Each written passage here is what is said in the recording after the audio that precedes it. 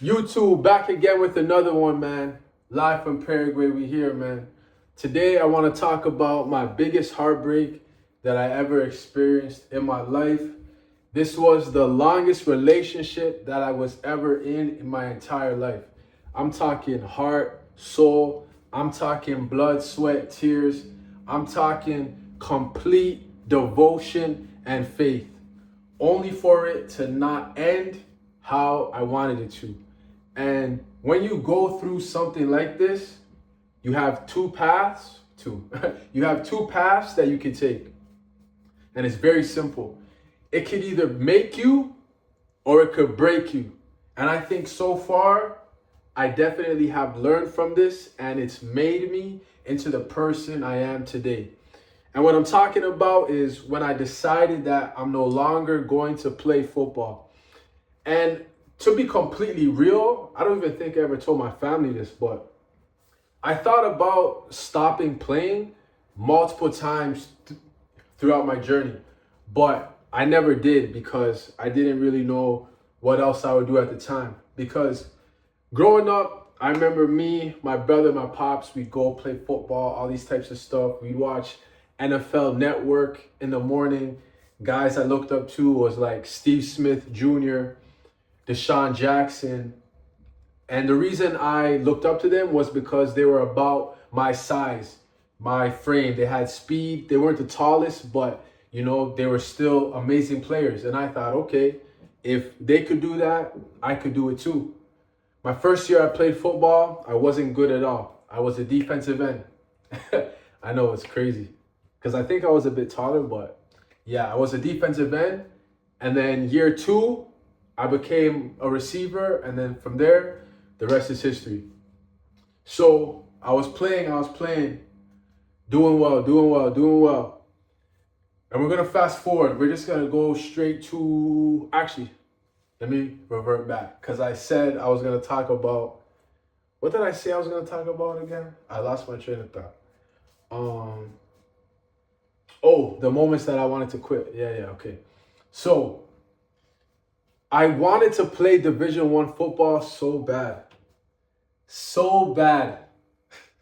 You don't understand. I wanted to play D1 football so bad. Like from playing NCAA on my PS2 and Xbox and PSP and YouTube videos, seeing the campus, seeing the atmosphere. I was like, yo, I would do anything to have this experience in life. Division One football. So I went to Pennsylvania, grade 12. I played high school. That was lit. Shout out to Council Rock North, Newtown. That was phenomenal, man. I had an amazing time. But it was high school. It wasn't D1. After that, I went to junior college, Iowa Western. Stayed there for half a semester. After that, came back home. The reason that I came back home was because I just wasn't mentally ready. I was only 17 when I was there. I left high school 6 months early, so I was young. I was the only dude from Canada. I wasn't built up enough mentally. I'm just being transparent. Now, when I got back home, I'm like, man, what am I going to do? Because I wanted to play D1 football. I never wanted to play football in Canada. Like, I wanted to go D1 and to the NFL. That was it. So when I got back home, I was like, man, maybe I should start rapping. That was the first time I actually thought about that. But then I'm like, I'm not too sure. Ended up going to Windsor, and I was with the Windsor Fratmen. It was like CJFL. I think I played like one game or something. It was a crazy situation, man. Lots of different stuff happening in my life. But then from Windsor, I came back home again. And this is when, like, okay, I have no school. I don't know where I'm going. And I'm like just smoking and just not sure the exact path on where to go. Because again, I didn't want to play football in Canada. I knew I had the talent to go Division One. And that's really what I wanted to do, as I said. But I ended up going to school in Canada, 2 different schools. And I wouldn't change anything, to be honest. Like, From my experience, I wouldn't change anything because I learned so much and it got me to this point today. And I'm in Paraguay right now, so I can't complain. God is good. But as I reflect, I can extract all the lessons. And I'm gonna fast forward, but essentially what happened was I got through issues with my coach. I'm not gonna go too into detail with that because I don't give a fuck, but something happened with my coach, boom, stripped the love from the game from me. I felt like a slave, bro. I felt like I had no value. I felt like I was only loved if I could produce. And if I couldn't produce, then I wasn't worth anything. And I went through that year, kicked off the team, watching all my teammates play, was still living with some of my teammates at the time. It was just weird. It was awkward. It was painful, but I stayed to myself, you know. I ended up getting a job working security at the pub. And I was like, wow, man, just every weekend dealing with these drunk people. It was hectic, man. And, you know, seeing my teammates on the field, I was like, man, I wish I could, you know, be out there with you guys, but going through issues with this coach. And, you know, that situation there, it told me that, all right, I need to do something for myself because I hated feeling like a slave. I hated feeling like someone else had control over me and my destiny. That was some bullshit. I'm like, yo, I can't even do anything right now. This is out of my hands. That situation right there stripped the love of the game from me. Stripped it. That point was never the same again. Homie said, you're not getting no scholarship unless you play. And he wants me to play hurt. No, thank you. I'm trying to think about my longevity, my career. And this dude is thinking about winning, which I get, because at the end of the day, what is this? It's a business. Business. That's what this whole shit is. Business. He's like, okay, I'm not going to invest X amount of dollars into you if you're not going to do anything. Value, business. That's when it clicked. Because growing up, you're just doing it for the love. It's pure love. It's pure. It's pure. It's pure. But once you get to that college, oh man, it changes. Especially now with the dudes getting the, you know, NIL deals. Back in my time, we didn't have that unless it was under the table. But now, yeah, it's a full-fledged business. So at least now these kids know what's going on. But for me, it wasn't like that. And yeah, it really showed me that, yo, this is a business and I wasn't in control. So I said, yo, you know what? If this is a business, why don't I just make my own? So that way I always can produce my own value and I won't have anyone in my ears telling me that, you know, what to do or how to do it. Right? So I said, fuck it. I'm gone. Went to another school, played well for the time that I had. You know, I wasn't given a lot of PT, but, you know, when I played, I feel like I did well. But football for me, it just was never the same, man. You know, it was never the same. And I really lost a part of me. Like, it was a big time ego death because when you grow up doing something for the majority, when you grow up doing something for the majority of your life and you tie your identity to that thing, you don't understand the feeling when it's gone.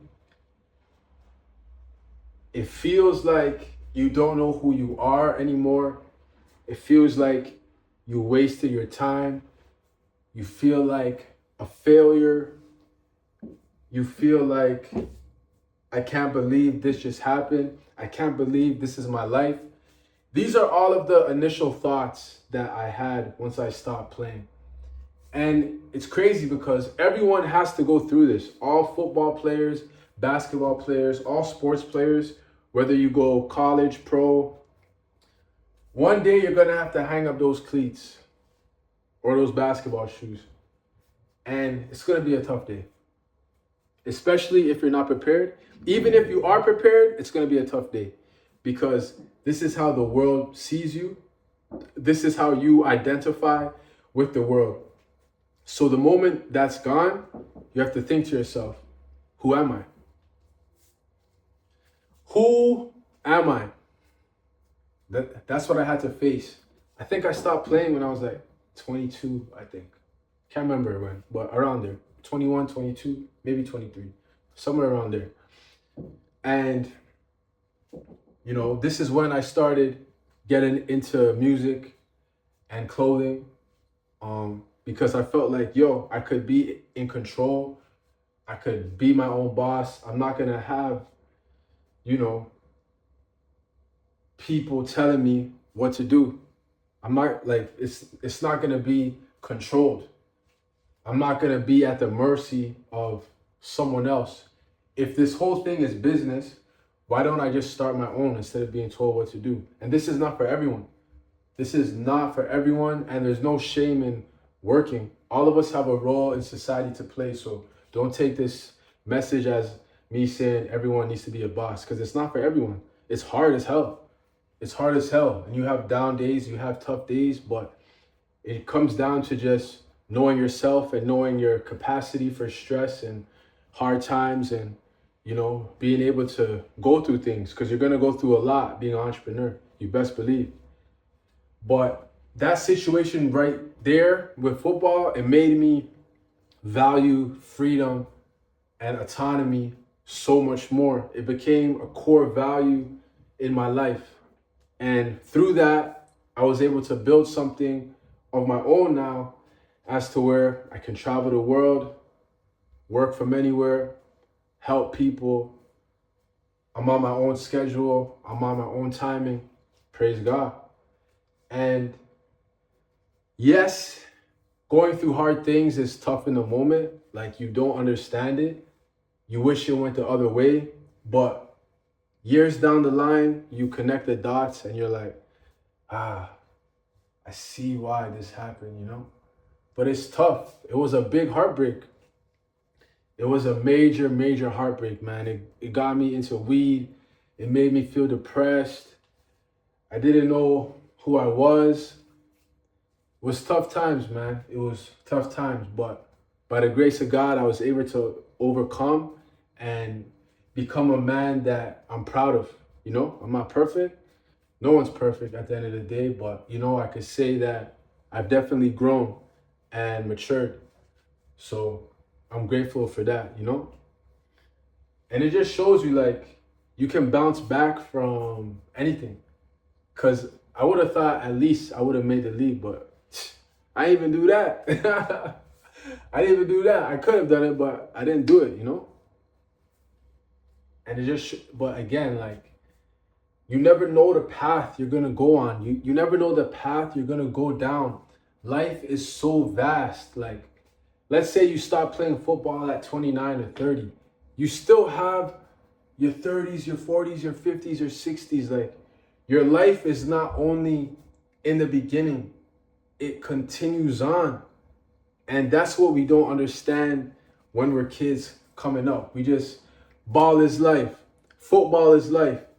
And it's this or nothing, right? But it's like, in the grand scheme, oh man, there's so much to do. There's so much to learn. There's so much to conquer. There's so much to be and become. But you just have to open up yourself to these things. And, I found a lot of passions outside of the game. And, I was able to turn lemons into lemonade. You know what I mean? By just being myself and, doing things that I enjoy doing. Music, fitness, clothes, these are all cool, creative things. You know what I mean? And I watched a Dame Dash interview years ago. I watched an interview, and he said something like, the best thing that you can do in the world is get paid to be yourself. The best thing that you can do in the world is get paid to be yourself. And when I seen that, or when I heard that, I was like, man, this is so true, but like, how do you do it though? You know, if you could just wake up, really be yourself, not have a filter, express how you actually feel, because you don't have to worry about an employer. You can really just be you and express freely. That is invaluable. You can't put a price on that. Because let's say if you're in the league, right? You can't go on social media and say certain things because you're representing them, and that might suffocate your speech. How do I know? Because I have friends in the league, and this is what they tell me. Behind the scenes, things that people don't see. You know, we just see the glitz, the glamour, right? But we don't see the other things. And another crazy thing that happened, and I'm like, yo, God, I think this is why God made me take this path. Because back in 2020, right, there was an event that took place. And I did not take right? But if I was playing in the league that I could have played in, they were forcing everyone to take and there's no way that I would have done it. 0% chance. So that means they would have probably kicked me out the league. The same way my old coach kicked me off the team, because I'm standing on what I believe in and I'm not conforming. But I guess that's what happens when you're a part of a team. You have to buy into the greater good. And I believe that there's value in that. Absolutely. But what if that aim doesn't fit with your personal convictions? What if you don't believe a certain thing? You have to believe it because everyone else is? I can't do it. I'd rather stand 10 toes and be on my own, because I'm not going to act fake. I have to be me. So you can always connect the dots when you look back, as I said. And I think that's a sign from the Lord, like, yeah, man, like it wasn't meant for you. It's okay. And I'm happy that you took the lessons and you made something of yourself, because I gave you many talents. I didn't just give you the talent of being a football player. I gave you courage. I gave you discipline. I gave you faith. I gave you, being, creative, strength. You feel me? Handsome. You feel me? Like, that's what it is, man. All of us are multi-talented beings, and there's a lot that we can do in this life. We can go down any path. So it doesn't matter what heartbreak you're going through, especially with job loss or, tough times in business or whatever it is, honestly. Heartbreaks is just fuel. It's like a springboard, or no, it's like a slingshot. Slingshot helps you go forward, man, at the end of the day. So use that pain, use that heartbreak to bounce forward, learn, and I promise you, you'll be good. I'm living proof, man. Salute.